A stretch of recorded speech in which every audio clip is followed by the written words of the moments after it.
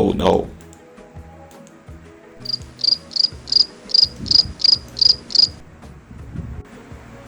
بلش تصوير. السلام عليكم ورحمة الله وبركاته. اليوم حلقتنا إن شاء الله راح تكون عن سمكة البفر.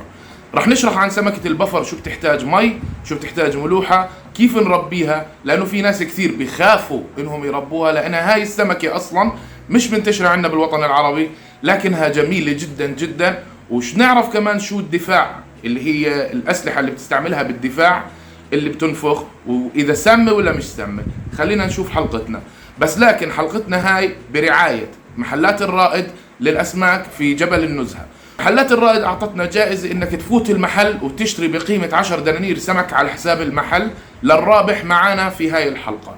حط لايك وشير وعلق لي بتعليق جميل عشان تفوت السحب، وشارك الفيديو عند أصدقائك وكل ناس مهتمين بالسمك.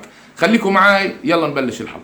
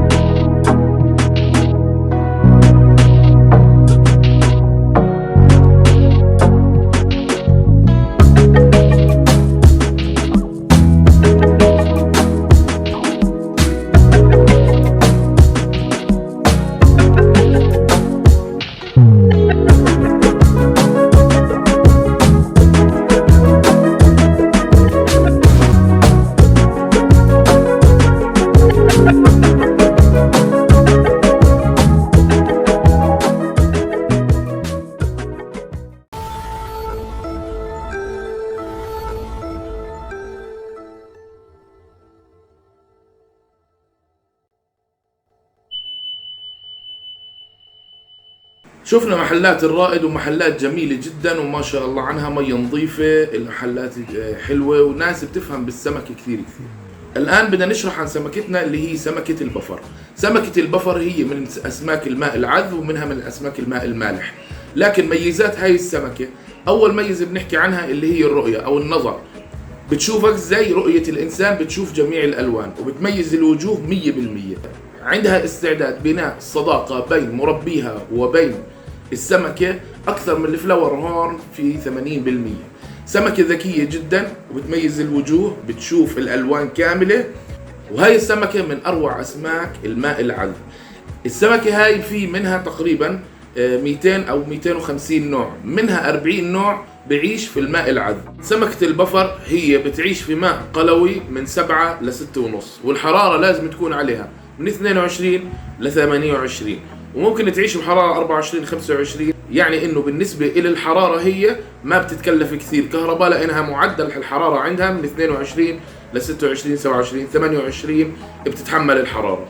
بالنسبة لمتابعة السمكة لازم نتابع السمكة من اللي هو اسنانها الامامية، لانه هاي السمكة لها اسنان امامية كبيرة، وهاي الاسنان هي اللي بتاكل فيها القواقع، وهي بتحب اكثر اشي الحلزون والقواقع، انها تاكل اللي فيها وتكسر الحلزون نفسه. في إلها اكل خاص بنباع في المحلات، وفي إلها كمان اهم شيء بالنسبة للبروتين، هي بتحب البروتين العالي وبتعشق عشق كبير الديدان والقواقع والشرم واي شيء عليه صدف. اما بالنسبة للالياف هي ممكن تاكل الخس المقطع وممكن تاكل الملفوف وممكن تاكل برضو الخيار، لانه لازم احنا نكون نطعميها وجبتين ل3 وجبات في اليوم، وتكون الوجبة متكاملة 100% إذا بدنا نكبر السمكة. أما أنواع هاي السمكة فهي أنواع كثيرة زي ما حكينا لكم، منها اللي هو 40 نوع في الماء العذب. من هاي الأنواع اللي هي دولف بفر، وفي عندك اللي هي البي بفر، وفي عندك برضو أنواع كثيرة، لكن إحنا اللي بتوصل للبي والدولف والأمازوني بفر. عن والدولف اللي هي بتكون مقزمة صغيرة ما بتكبر، لكن البي والانواع الاخرى منها بتكبر، بتوصل لحد 20 من 15 ل 20 سم، وبدها احواض كبيره. بتعيش الأنواع المقزمة مع النبات أمر طبيعي، لكن ما بتعيش مع أنواع سمك أخرى. ممكن تعيش مع السمك السريع لأنها هي بطيئة نوعا ما بالسباحة، لكنها بتعيش مع السمك النيون تترا والأسماك الأسرع منها وما بتقدر تصيدها 100%. هي خجولة جدا، لكنها إذا أخذت على الإنسان اللي مربيها أو صاحب السمك اللي بربيها راح تكون عنده متعة كبيرة جدا في تربايتها. أما بالنسبة للأمور الدفاعية لهاي السمكة، هي بتنفخ حالها، بتصير زي البالون وبتصير تصدر من ثمها أصوات تقريبا يعني زي صوت الصفير لإخافة العدو، وبتطوف على وجه المي. ما بيقدر العدو أو السمك الأخرى أنها تقدر تعضها أو تأكلها. وفي عليها من أنواع، في عليها نتوءات صغيرة زي الأشواك. هاي الأشواك بتكون سامة. وسمكة الفوغو هي من الأنواع الأسماك النفاخ كمان، لكنها محرم أكلها، وإذا محرم أكلها في دول معينة، لكن في اليابان والصين بياكلوها، لكن بعد ما يوقع على ورقة إنه هو بكامل عقله إنه طلب ياكل سمكة الفوغو. ومن الصعب تحديد الذكر والأنثى بينهم لأنهم بيجوا نفس الحجم. في مفارقات خفيفة للي عاليين بالخبرة ممكن يحدد الذكر والأنثى بينهم، وممكن تفريخهم في برك كبيرة، لكن في الأحواض صعب جدا يتفرقوا. باختصار هي سمكة جميلة جدا في الماء العذب، وممكن تربيتها مع النبات، وما بتاكل نبات، بتاكل قواقع. شكرا لكم ويعطيكم ألف عافية، وشاركوا الفيديو وحطوا لنا لايك وشاركوا بالمسابقة لمحلات الرائد. وشكرا مرة أخرى، والسلام عليكم ورحمة الله وبركاته.